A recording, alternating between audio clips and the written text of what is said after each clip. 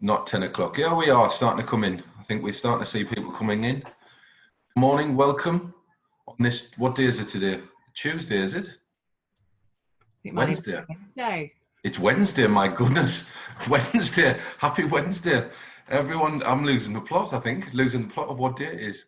Come in, take a seat. If you've got a coffee, enjoy your coffee. Try and turn your phone off if you possibly can. Or lock your kids away somewhere. That's just metaphorically, not physically, in reality. And if you could just tell us where you are in the chat, where you are in the world. We're in Sydney. You're quite close to me, Gillian, aren't you? Where are you again?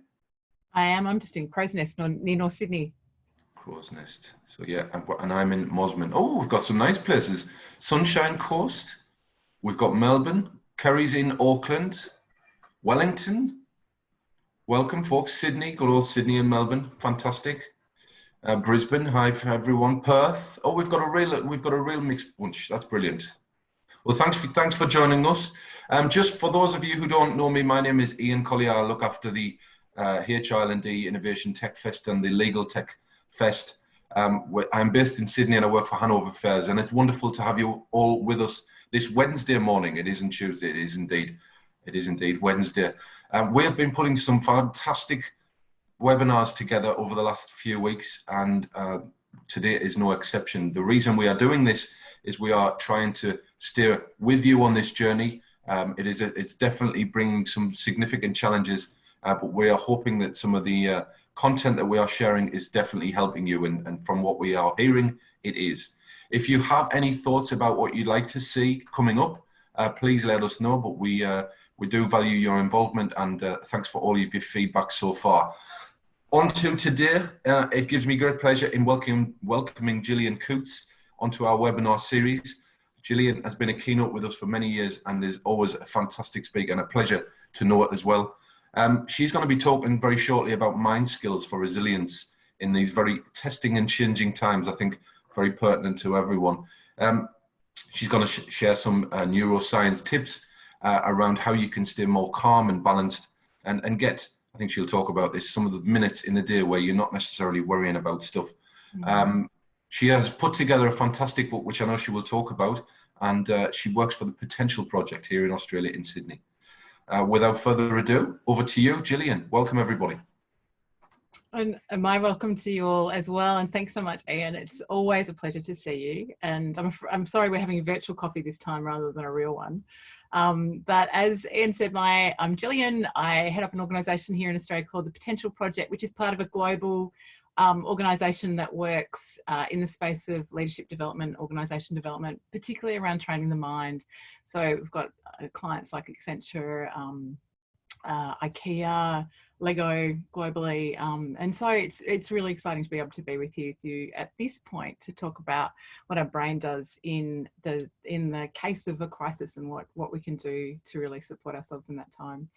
And so I know, Ian, you've been playing with some of these skills as we've gone along, haven't you? So we can check in with your experience as we go, and maybe you might like to put in the chat if you've had much experience with mind training, and whether that's something that you've spent a lot of time thinking about, or whether you're a mind training virgin and this is the first time that you're turning up to it. Either way, welcome, and I'm hoping there will be some good stuff to be able to share with you. I'm going to now try sharing my PowerPoints for you so that you can play along as we go. Excuse me while I just get that set up correctly. Here we go. Share. Here we go. And there we go. And Ian, you can tell me if that's looking right. Does that look right from your end? Beautiful. It does. Yeah, looks fine. Great. And so, as I said, Potential Project is a global organisation, and we've written a couple of books, and I won't plug these anymore, but there's One Second Ahead, which is a really interesting, if I say so myself, but a practical guide about managing your mind in the workplace. And we've also done a book with Harvard Business Review around The Mind of the Leader, which is another great book. Almost, I'd say that's like chicken soup for the leadership soul, if anyone's interested to follow that up. But we'll include some more details about that in the follow-up links. But essentially, I want to start us off by actually checking with you, and to check in with what emotions are you currently experiencing as we kind of head through this crisis together, and to help kind of gather this together as a bit of a sense. I'm hoping you might play with me a bit to participate in this word cloud. And I'm going to ask you to do the same. You can either access it by going to polev.com/PPA407. And in there you'll get a little box that will allow you to write in a word, 1 or 2 words that describes what emotions are you currently experiencing as we go through this crisis. And there's also, if you wanted to participate by phone, there's also a phone number there that you can see. If you text PPA 407, you'll then be able to add some emotions. And it's always dangerous to ask people to start multitasking during a webinar, because you may never get off your phone again. But I'm going to just quickly push us through to the results so you can see what's coming through. So sharing is paused, bringing your share to the front so we can see those.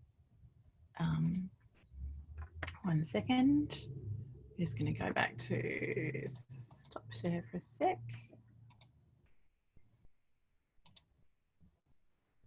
Where are we? There we go. Share. All right, now you should be able to see those coming up. Full screen. Here we go.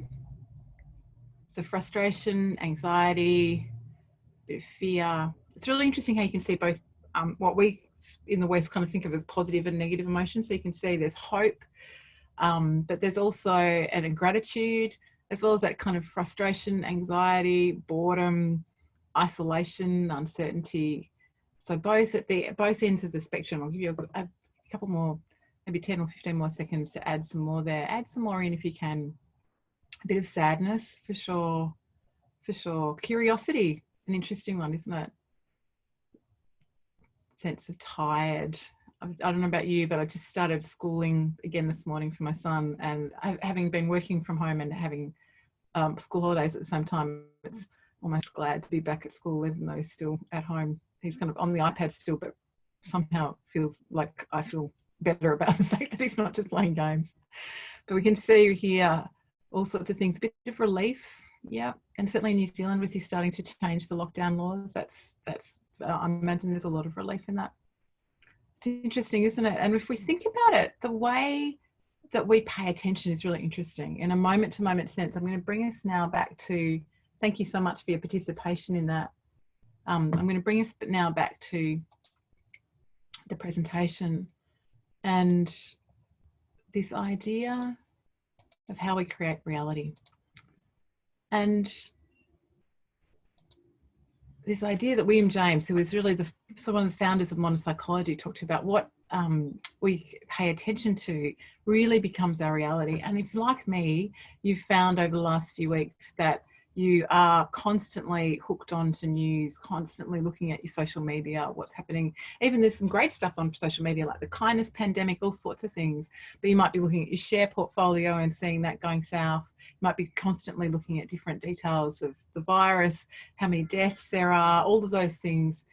There can also, at the same time, that's sort of one aspect of what's going on in reality, right? And then the other aspects you might have is just the work that you've got to do, or the family that you're with, or your social environment, whatever those friends are, the connections that you're able to make.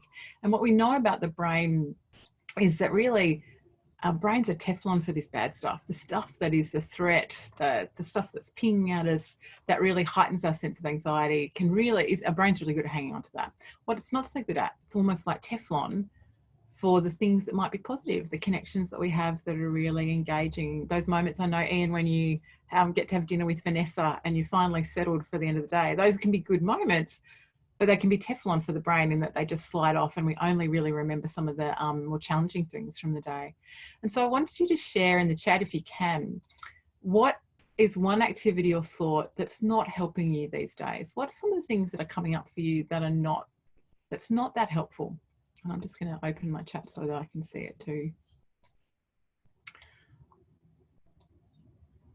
What are some of the things?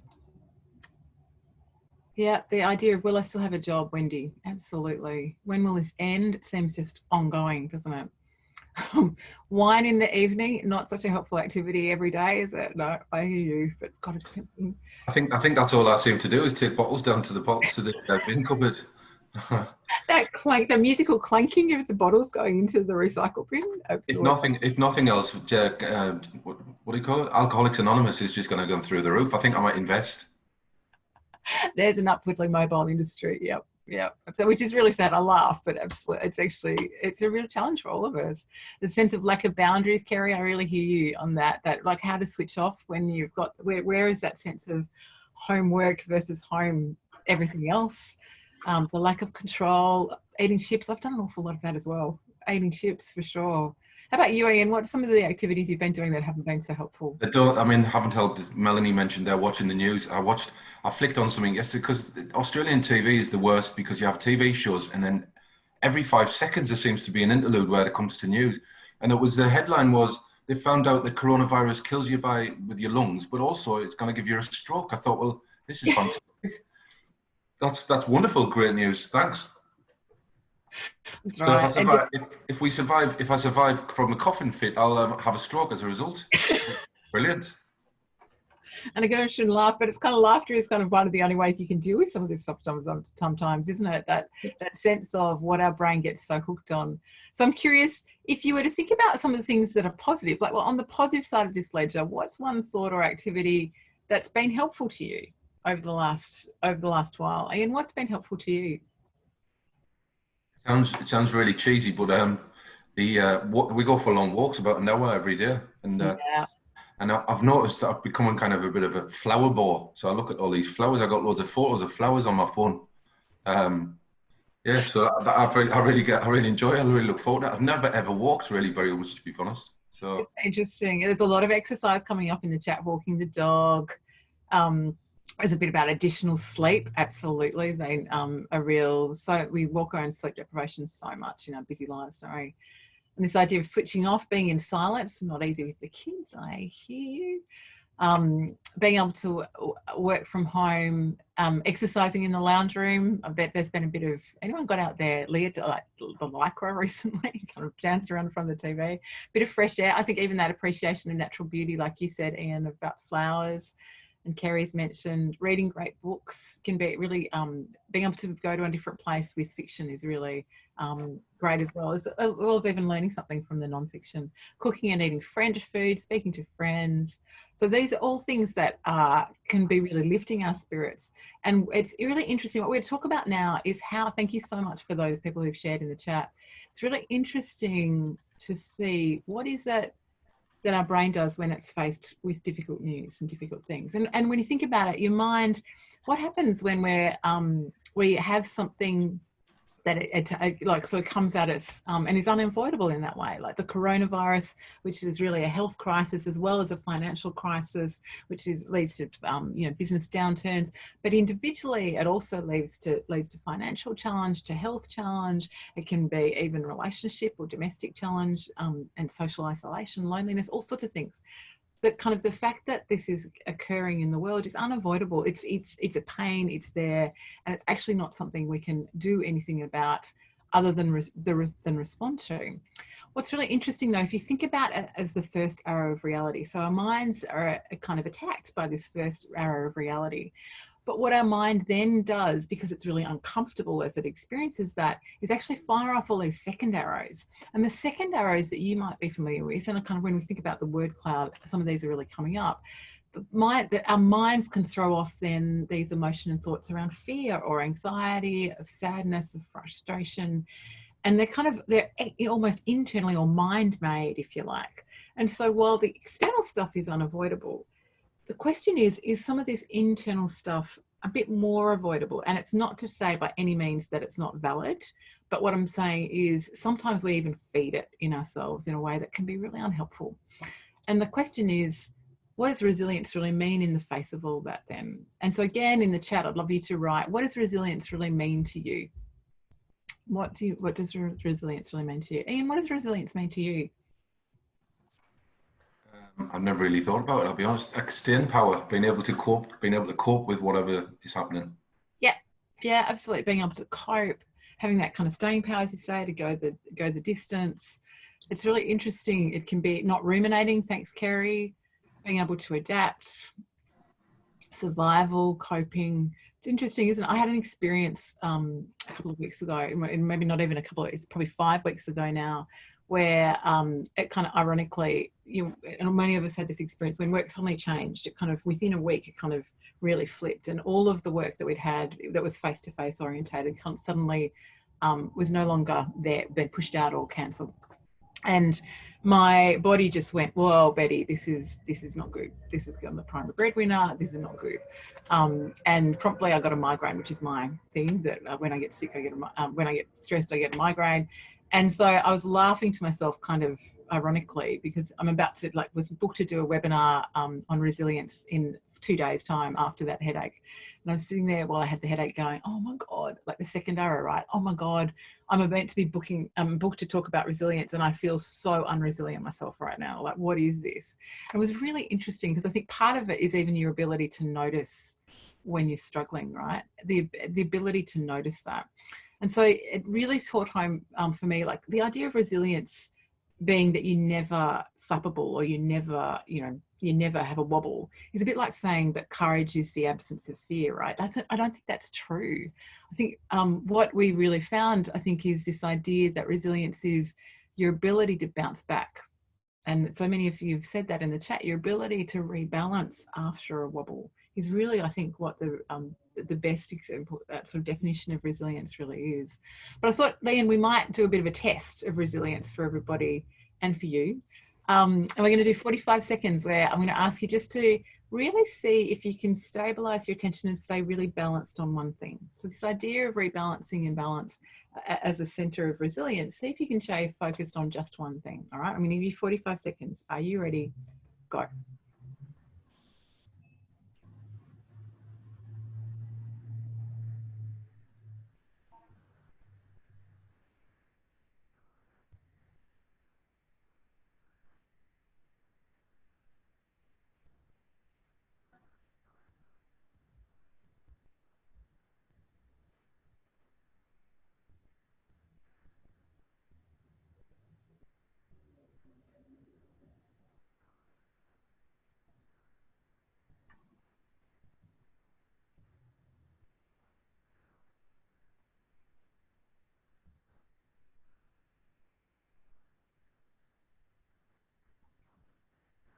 All right, that's 45 seconds. It might feel like the longest 45 seconds in webinar history.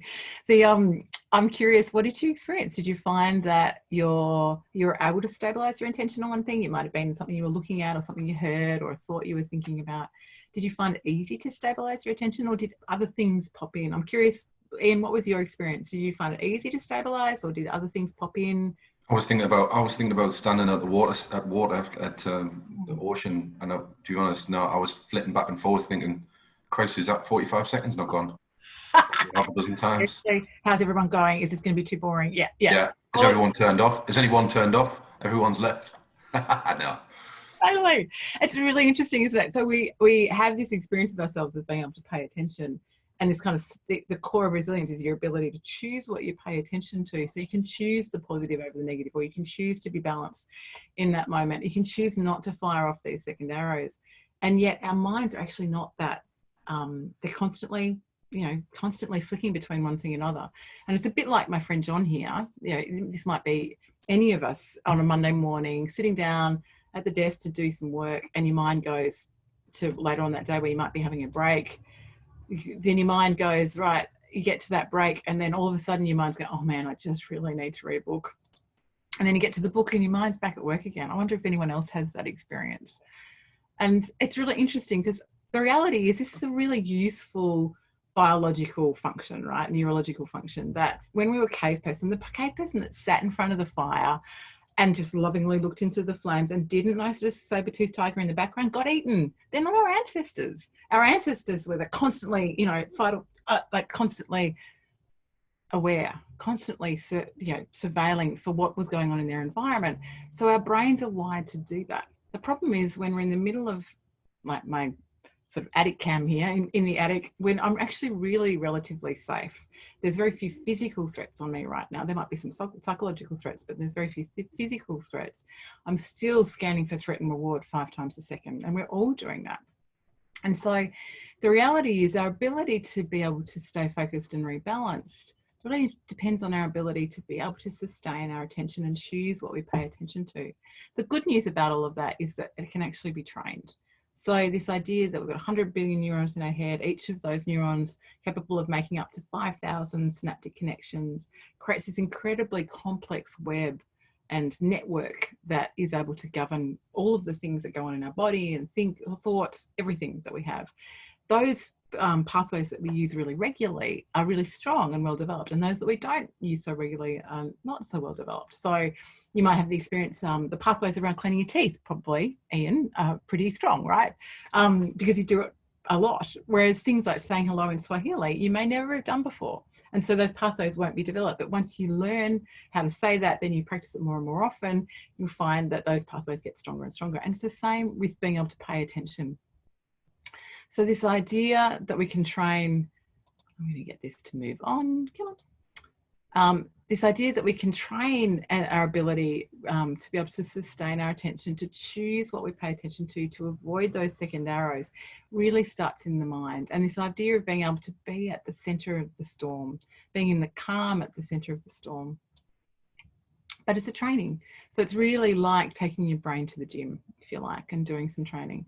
So I thought we might just do a very quick practice while we're here to really look at what is it that the brain does when we're doing it. So I thought we might just do a 3-minute practice together, if you're okay with that, Ian, that we just find a way to center, because you see all of these benefits that kind of arise from being able to train in this and do your resilience. But I'm going to introduce you to a practice called the ABCD practice. A for anatomy, B for breathing, C for counting, and D for distractions. And so I'm going to invite you just to find a way of sitting so that you're balanced. I'm going to put my feet flat on the floor. Otherwise I was cross-legged. Feet flat on the floor, straight but relaxed spine. And just if you feel comfortable closing your eyes, but if that feels a bit weird, just leave them softly focused, maybe 45 degrees in front of you. And then allowing yourself to take a few deeper, longer breaths all the way in and all the way out. And again, all the way in and all the way out. And as you continue with that longer, deeper breathing, just gently scanning your body on the in-breath for any areas of tension.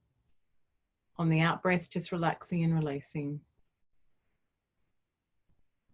And again, scanning on the in-breath, relaxing and releasing any tension on the out-breath.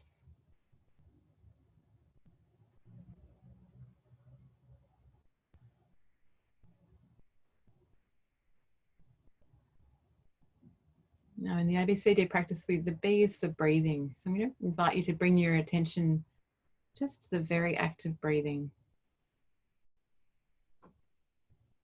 You've got permission in this moment to just breathe. Nothing else you need to do. No one you need to be. Just allowing your focus to rest gently on the breath.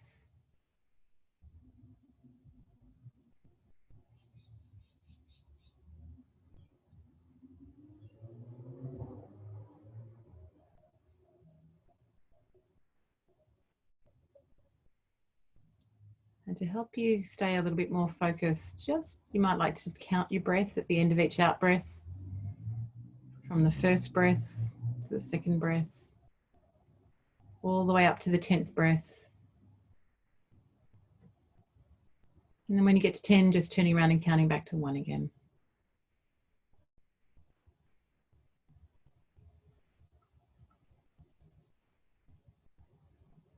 And if at any point you find yourself distracted by a thought, maybe even my voice or a sound, body sensation, whatever it is, it's actually not a problem. Being able to notice that you've been distracted, being able to notice what you're paying attention to is actually at the heart of resilience. And it's in that moment you have the opportunity to unhook and to rebalance your attention back on the breath and the experience of breathing.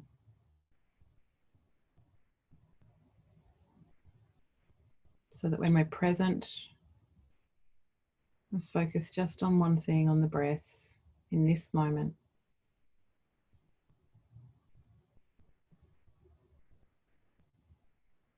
It's a really great basis for balance.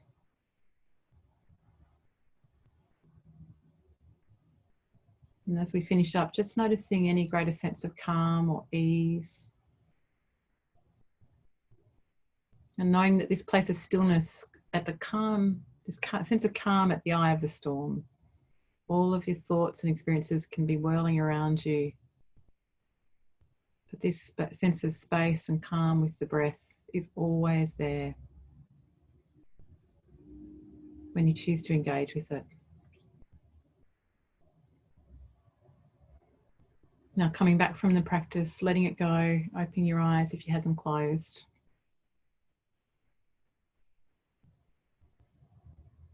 And I know with that practice, some of you might have felt lots of thoughts running around. You might have still felt everything, all of the kind of the storm wandering around and rushing around you. And that the reality, if you're noticing that, that's great. So in fact, there's never a great practice that is you go to a different place and you're in a zone. Like your ability in this practice to really notice what's going on and then make choice about what you pay attention to, that's the muscle we're training. So whether you had an experience of calm where you were able to really pay attention to the breath, or you found yourself constantly having to unhook yourself from those things around you, you're training the muscles either in focus or that meta-awareness, that noticing, and the unhooking and being able to rebalance. That's all great training, whatever your experience was. And the good thing we know is if you do that for 10 minutes a day for about 8 weeks, you'll literally see a thickening of the prefrontal cortex, like an actual change physiologically in the brain. But people will talk about even after a couple, a session you might feel better, but even after a couple of weeks, people will say they start to feel quite significant changes in the way they're able to notice and unhook and rebalance as they do that practice. And heaps of benefits that are available to you. So all of these different things that are done under clinical trials to understand what is it that is actually changing as we do this practice on a regular basis. Everything from improved blood pressure and kind of physiological changes to improved memory, to improved mood, even in the workplace, better work-life balance, improved performance. So some really things to think about in terms of what benefits you might get from that. But as we move on, I wanted to just finish up with a couple of really practical tips that you might take away from this session. The first is to ask you, are you up for a 14-day challenge? Could you think about doing this practice for up to 10 minutes a day for 14 days and then stop on day 15 and see what that's like? And you might, to get started, you might want to think about where and when you do it. My personal favorite is first thing in the morning, because if I don't do it, then it tends to not happen during the day. I tend to get a bit on a rush throughout the day if I don't do it in the morning. But for others, it's just do it when you can. It would be my greatest suggestion. And if your 10 minutes just seems like a really long time, start with 5, start with 2, start with wherever you're at. But if you're interested to do it, you can absolutely use our app. I'll give you some details in the follow-up email around how you can access that. It's a free app that has essentially the practice that we just did, but on a longer scale, available to you. You might even want to find a buddy or a group. We know that people always stick to gym schedules if they go with a friend. So you might want to have a buddy that you can actually check in with if you want to take up the challenge. So to do that, as I said, really thinking about how you make this a habit is a really good thing to do. So what's your intention? Why would you bother do it? Do you want to do it so that you can be more balanced, so that you can be more resilient, so that you're less snappy with your family and your friends or your colleagues? Or is it that you want to get a better night's sleep? Also, what cues might you have that help you really start the habit? So is it, for me, it's I get out of bed, my cue is my feet hit the floor, I go make my cup of tea, and then I do my practice while it's cooling down. So what are the cues that help you know it's time to do that activity? What routine can you be in? It's much easier if you don't have to make a decision every day. Like you don't make a decision every day if you're going to clean your teeth, you just do it. So again, with the idea of this mind training habit, if you can make it into a real routine, it becomes much, much easier to do. And finally, a reward. What could you give yourself if you're actually able to achieve a streak? If you got to 3 days in a row, what would you do? If you got to 14 days in a row, what might you give yourself as a reward? So using those different ways to be able to think about how you might be able to instill a habit around the mind training. Other things, we'll send the link for the app, but it's available at potentialproject.com, potentialproject.app, I should say. Second tip, don't be a hero. So Ian, I'm seeing you on the left-hand side there, Superman. I'm not really Wonder Woman in the middle there, I'm afraid. My butt does not look like that. But the most important thing is to listen to your body. So no, there's no reward for soldiering on and then falling a heap at the end. Ignoring stress, like I was trying to ignore my headache earlier on, just doesn't work. This idea that resilience is about never having a break, about being able to tough it out, never showing weakness. It's just bollocks. It's your ability to be able to rebalance, because I think it would be inhuman to actually be unaffected by what's going on right now. So being able to take care of yourself is really important. So this idea of taking care, and it came up in the chat a little bit earlier about getting enough sleep. We know that most of us really can't do without 7 hours sleep, at least a day.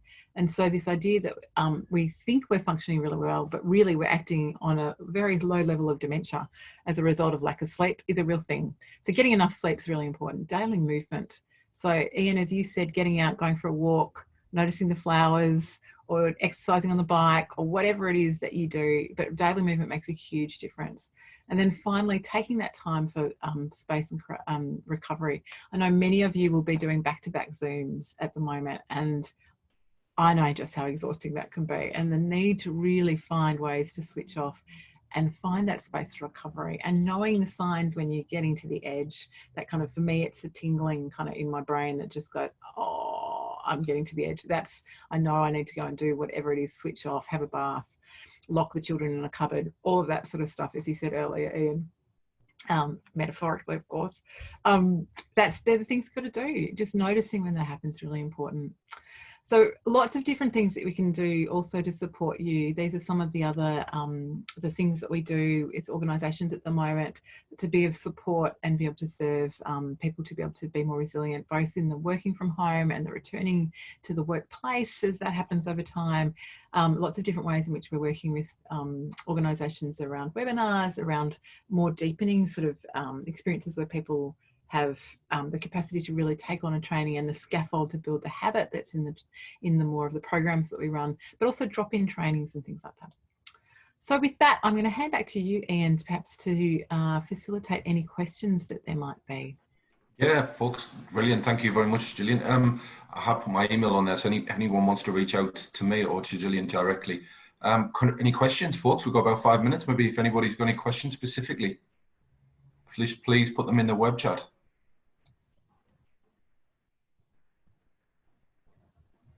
Any questions, folks? One of the questions, I'm going to make up a question, Ian. One of the questions people often ask is, that's lovely, but what the hell do I do when I'm in the middle of a busy day? Like, that's so great. I'm going to train my mind and I'll have a little, time out. But when I'm in the middle of something really busy and I'm feeling myself being overwhelmed, what do I do?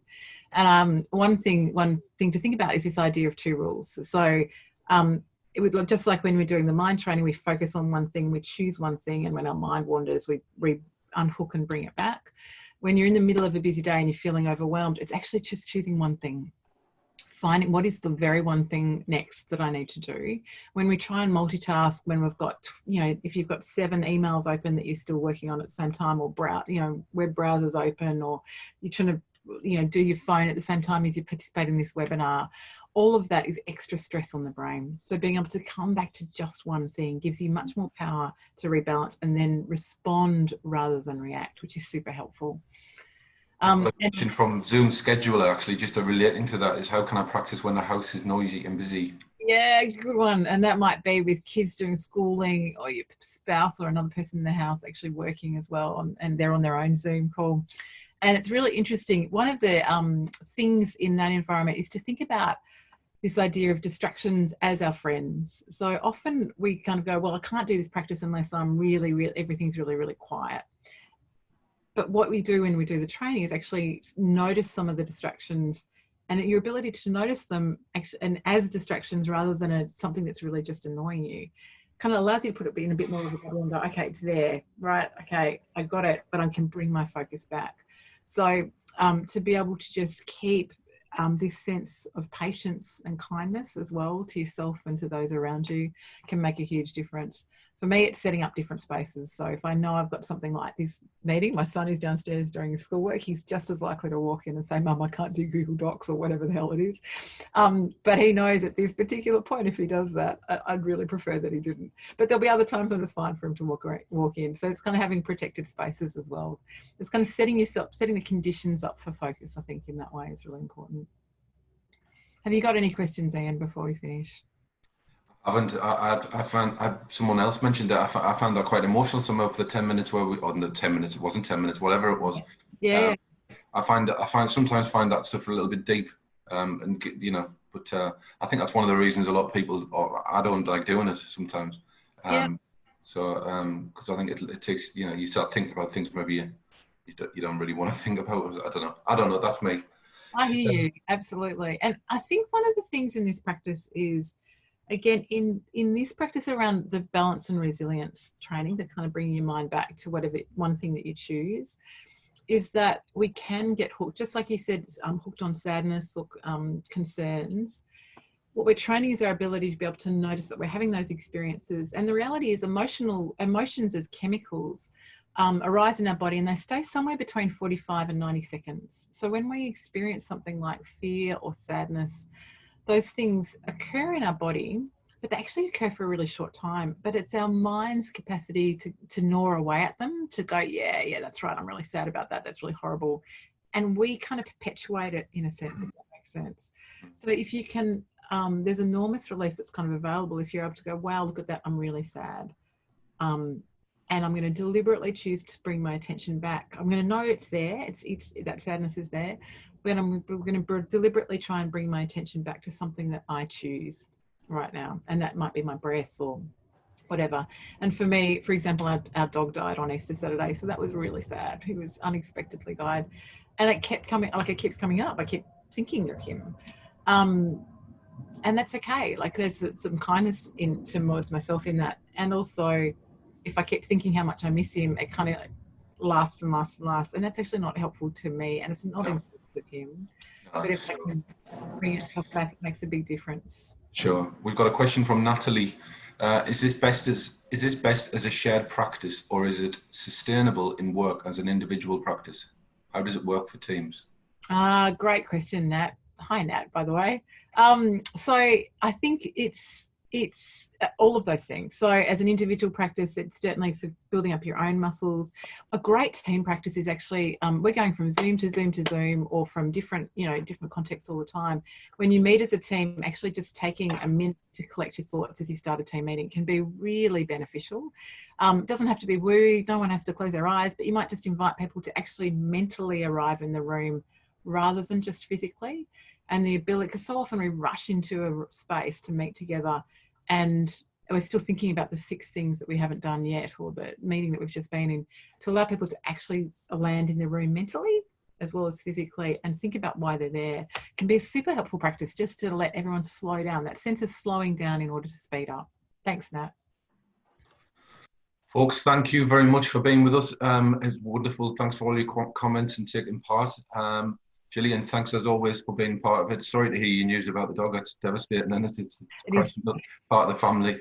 But thank you very much. If you have any questions or comments or would like to talk with Gillian, obviously you've got her details, or email myself. We have heaps of content coming up over the next few weeks, so please keep your eyes open and peeled for those.